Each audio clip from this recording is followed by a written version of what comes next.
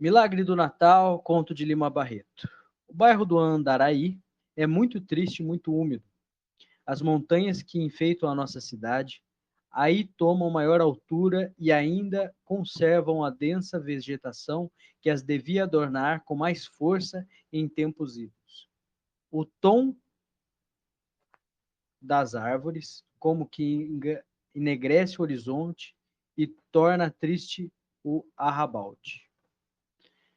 Nas vertentes dessas mesmas montanhas, quando dão para o mar, este quebra a monotonia do quadro e o sol se espadana mais livremente, obtendo as coisas humanas, minúsculas e mesquinhas, uma agarradice e uma alegria que não estão nelas, mas que se percebem nelas.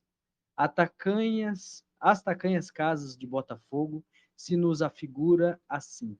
As bombásticas vilas de Copacabana também, mas no Andaraí tudo fica esmagado pela alta montanha e sua sombria vegetação. Era numa rua desse bairro que morava Feliciano Campossolo Nunes, chefe de seção do Tesouro Nacional, ou antes e melhor, subdiretor. A casa era própria e tinha na cimalha este dístico pretensioso, Vila Sebastiana. O gosto da fachada, as proporções da casa não precisam ser descritas. Todos conhecem umas às outras. Na frente havia um jardinzinho que se estendia para a esquerda 80 centímetros a 1 metro, além da fachada. Era o vão que correspondia à varanda lateral, quase a correr todo o prédio. Campossolo era um homem grave, ventrudo, calvo, de mãos poupudas e dedos curtos. Não largava a pasta de marroquim e que trazia para casa os papéis de repartição com o fito de não lê-los. E também o guarda-chuvas de castão, de ouro e forro de seda. Pesado e de pernas curtas, era com grande dificuldade que ele vencia os 2 degraus dos Minas Gerais da Light, atrapalhado com semelhante cangalhas. A pasta e o guarda-chuva de ouro. Usava chapéu de coco e cavanhaque. Morava ali com sua mulher, mais a filha solteira e única, Mariazinha. A mulher, Dona Sebastiana, que batizara a vila e com cujo dinheiro a fizeram, era mais alta do que ele e não tinha nenhum relevo de fisionomia, senão um artificial, um aposto. Consistia num pequeno piscinês de aros de ouro, preso por detrás da orelha com um trancelim de seda. Não nascera com ele, mas era como se tivesse nascido, pois jamais alguém havia visto Dona Sebastiana sem aquele adendo, acavalado no nariz. Fosse de dia, fosse de noite, ela, quando queria olhar para alguém ou alguma coisa com jeito e perfeição, erguia bem a cabeça e toda a Dona Sebastiana tomava um entono de magistrado severo. Era baiana, como o marido, e a única queixa que tinha do Rio cifrava-se em não haver aqui bons temperos para as moquecas, carurus e outras comidas da Bahia que ela sabia preparar com perfeição, auxiliada pela preta Inácia, que com eles viera de Salvador, quando o marido foi transferido para São Sebastião. Se oferecia portador, mandava-os buscar, e, quando aqui chegavam, e ela preparava uma boa moqueca, esquecia-se tudo, até que estara longe da sua querida cidade de Tomé de Souza. Sua filha, a Mariazinha, não era assim até que se esquecera que por lá nascera. Cariocara-se inteiramente. Era uma moça de 20 anos, fina de talhe, poucas carnes, mais alta que o pai, entestando com a mãe, bonita e vulgar. O seu traço de beleza eram os seus olhos de topázio com estilhas negras. Nela não havia nem invento, nem novidade como as outras. Eram estes os habitantes de Vila Sebastiana, além de um molocote que nunca era o mesmo. De 12 em 2 meses, por isso ou por aquilo, era substituído por outro, mais claro ou mais escuro, conforme a sorte calhava. Em certos domingos, o senhor Campossolo convidava alguns dos seus subordinados a irem almoçar ou jantar com eles. Não eram qualquer, ele os escolhia com acerto e sabedoria. Tinha uma filha solteira e não podia por dentro de casa um qualquer, mesmo que fosse empregado da fazenda. Aos que mais constantemente convidava eram os terceiros escriturários Fortunato Gaicuru e Simplício Fontes, os seus braços direitos na sessão. Aquele era bacharel em direito e espécie de seu secretário e consultor em assuntos difíceis. E o último, chefe do protocolo da sua sessão, cargo de extrema responsabilidade e de desidiosa. Eram eles dois os seus mais constantes comensais, nos seus bons domingos de efusões familiares. Demais, ele tinha uma filha para casar, e era bom que os senhores devem ter verificado que os pais sempre procuram casar as filhas na classe que pertencem. Os negociantes com negociantes ou caixeiros, os militares com outros militares, os médicos com outros médicos e assim por diante. Não é de estranhar, portanto, que o chefe Compossolo quisesse casar sua filha com um funcionário público, que fosse da sua repartição e até da sua própria seção.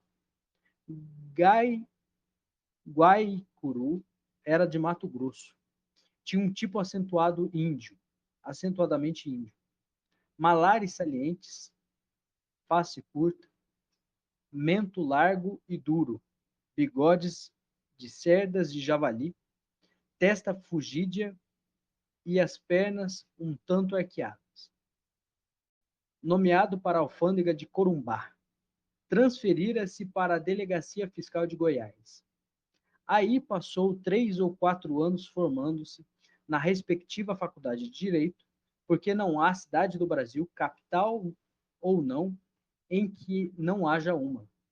Obtido o título, passou-se para a Casa da Moeda e, desta repartição, para o Tesouro.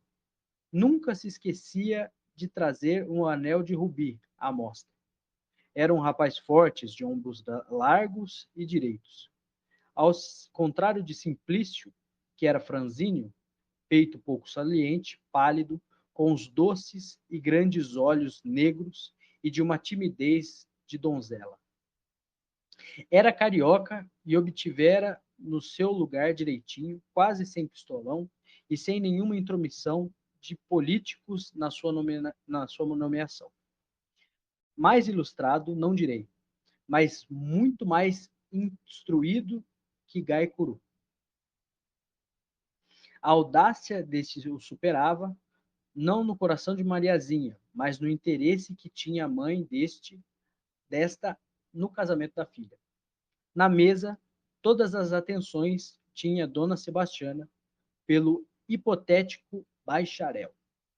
Por que não advoga? Perguntou Dona Sebastiana, rindo com seu quádruplo olhar altaneiro da filha ao caboclo que, na sua frente e a seu mando, se sentavam juntos. Minha senhora, não tenho tempo. Como não tem tempo? O Felicianinho consentiria. Não é Felicianinho. Campossolo fazia solenemente. Como não? Estou sempre disposto a auxiliar a progressividade dos colegas. Simplício, à esquerda de Dona Sebastiana, olhava distraído para a fruteira e nada dizia. Guaicuru, que não queria dizer que a verdadeira razão que estava em não ser a tal faculdade reconhecida, negaciava. os colegas podiam reclamar. Dona Sebastiana acudia com vivacidade. Qual o quê? O senhor reclamava, senhor Simplício? Ao ouvir o seu nome, o pobre rapaz tirava os olhos da fruteira e perguntava com espanto. O que, dona Sebastiana? O senhor reclamaria se Felicianinho consentisse que o Guaicuru saísse para ir advogar? Não. E voltava a olhar a fruteira, encontrando-se rapidamente com os olhos de topázio de Mariazinha. Campossolo continuava a comer e dona Sebastiana insistia. Eu, se fosse o senhor, ia advogar. Não posso. Não é só a repartição que me toma tempo. Trabalho em um livro de grandes proporções. Todos se espantaram. Mariazinha olhou o Guaicuru. Dona Sebastiana levantou mais a cabeça com piscenez e tudo. Simplício, que agora contemplava esse quadro célebre nas salas burguesas, representando uma ave, dependurada pelas pernas e faspendando com a ceia do Senhor. Simplício dizia, cravou resolutamente o olhar sobre o colega e Campossolo perguntou: sobre o que trata? Direito administrativo brasileiro. Campossolo observou: deve ser uma obra de peso. Espero. Simplício continuava espantado, quase estúpido ao olhar do Guaicuru. Percebendo isto, o mato-grossense apressou-se. Você vai ver o plano. Quer ouvi-lo? Todos menos Mariazinha responderam quase a um tempo só. Quero. O bacharel de Goiás endireitou-se o busto curto na cadeira e começou. Vão entroncar o nosso direito administrativo no antigo direito administrativo português. Há muita gente que pensa que no antigo regime não havia um direito administrativo. Havia. Vou estudar o mecanismo de Estado nessa época, no que toca Portugal. Vou ver as funções dos ministros e dos seus subordinados por intermédio da letra morta dos alvarás, portarias, cartas régias e mostrarei então como a engrenagem do Estado funcionava. Depois, verei como esse curioso direito público se transformou ao influxo de concepções liberais e como ele, transportado para aqui com Dom João VI, se adaptou ao nosso meio, modificando-se aqui ainda sob o influxo das ideias da Revolução. Simplício, ouvindo-o falar assim, dizia com seus botões: quem teria ensinado isto a ele? Guaicuru, porém, continuava: não será uma seca enumeração de datas e de transcrição de alvarás, portarias, etc. Será uma coisa inédita, será coisa viva. Por aí parou e Campossolo, com toda a gravidade, disse: vai ser uma obra de peso. Já tem editor. Quem é? Perguntou o Simplício. É o Jacinto. Você sabe que vou lá todo dia procurar livros a respeito. Sei. É a livraria dos advogados, disse Simplício, sem querer sorrir. Quando pretende publicar a sua obra, doutor? Perguntou Dona Sebastiana. Queria publicar antes do Natal, porque as promoções serão feitas antes do Natal, mas... Então há mesmo promoções antes do Natal, Felicianinho? O marido respondeu: creio que sim. O gabinete já pediu as propostas e eu já dei as minhas ao diretor. Devias ter me dito, ralhou-lhe a mulher. Essas coisas não se dizem às nossas mulheres. São segredos de Estado, sentenciou Campossolo. O jantar foi, acabando triste com essa história de promoções para o Natal. Dona Sebastiana quis ainda animar a conversa, dirigindo-se ao marido. Não queria que me dissesse os nomes, mas pode acontecer que seja promovido o doutor Fortunato ou o seu Simplício, e eu estaria prevenida para uma festinha. Foi pior. A tristeza tornou-se mais densa e quase calados tomaram café. Levantaram-se todos com um semblante anuviado, exceto a boa Mariazinha, que procurava dar corda à conversa. Na sala de visitas, Simplício ainda pôde olhar mais duas vezes furtivamente os olhos topazianos de Mariazinha, que tinham um sossegado sorriso a banhar-lhe a face toda, e se foi. O colega afortunado ficou, mas tudo estava tão morno e tão triste que, em breve, se foi também Guaicuru. No bonde, Simplício pensava unicamente em duas coisas: no Natal próximo e no direito de Guaicuru. Quando pensava nesta, perguntava de si para si: quem lhe ensinou tudo aquilo? Guaicuru é absolutamente ignorante? Quando pensava naquilo, implorava: ah, se nosso Senhor Jesus Cristo quisesse. Vieram afinal as promoções. Simplício foi promovido porque era muito mais antigo na classe que Guaicuru. O ministro não atendera a pistolões nem a títulos de Goiás. Ninguém foi preterido, mas Guaicuru, que tinha em gestação a obra de um outro, ficou furioso sem nada dizer. Dona Sebastiana deu uma consoada à moda do norte. Na hora da ceia, Guaicuru, como de hábito, ia sentar-se do lado de Mariazinha, quando Dona Sebastiana, com picenez na cabeça, tudo muito bem erguido, chamou: sente-se aqui do meu lado, doutor. Aí vai sentar o seu Simplício. Casaram-se dentro de um ano, e até hoje, depois de um lustro de casados, ainda tem. Ele diz: foi nosso Senhor Jesus Cristo que nos casou. Ela obtempera: foi a promoção. Fosse uma coisa ou outra, ou ambas, é certo, o certo é que se casaram. É um fato. A obra de Guaicuru, porém, é que até hoje não saiu.